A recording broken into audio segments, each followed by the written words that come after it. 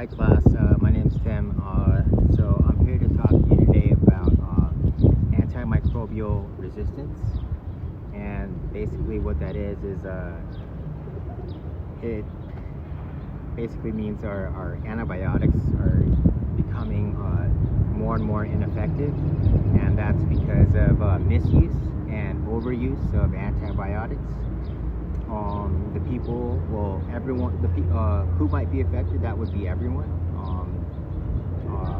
Yeah, just about everyone would be affected, including, animals, because antibiotics are also used in agriculture for some of our food. The health implications of antimicrobial resistance is ineffective drugs, basically, and increase or rise of superbugs. So MRSA, is basically an example of a microbe that's resistant to antibiotics. So some of the solutions are new innovation. According to some of the research I've done, the reason why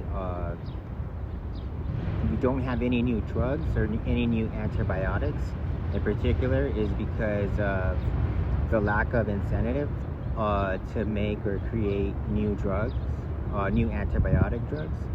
And from what I've read and seen or heard on certain videos, is that basically there's not a lot of money in making antibiotics. So drug companies don't really have an incentive to make, they're not really, they're in the business of making money, and if there's no money in a drug, they're not with it, they're not making it. So that's one of the reasons why we don't have new antibiotic drugs.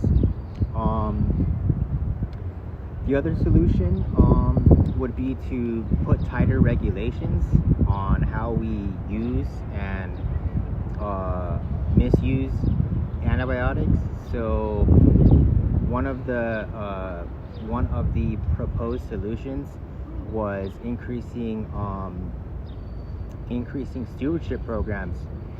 That's a solution that I personally I'm kind of on the fence about, because there's a lot of countries, or a lot of developing countries, that still need antibiotics, and I think it's kind of unfair that the developed countries, now that antimicrobial resistance has become a problem in developed countries, the underdeveloped countries still need these drugs. So imposing tighter restrictions and tighter regulations on these drugs, I think it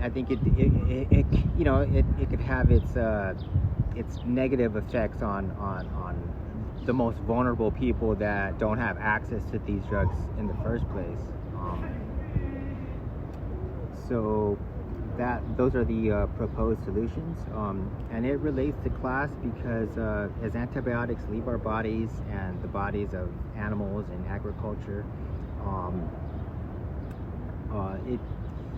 they go into our waterways, and that basically creates a cycle of making us more and more susceptible to infectious disease because of the concentration of antibiotics in the water. So that's my report, and I hope you have a good day. Thanks for listening.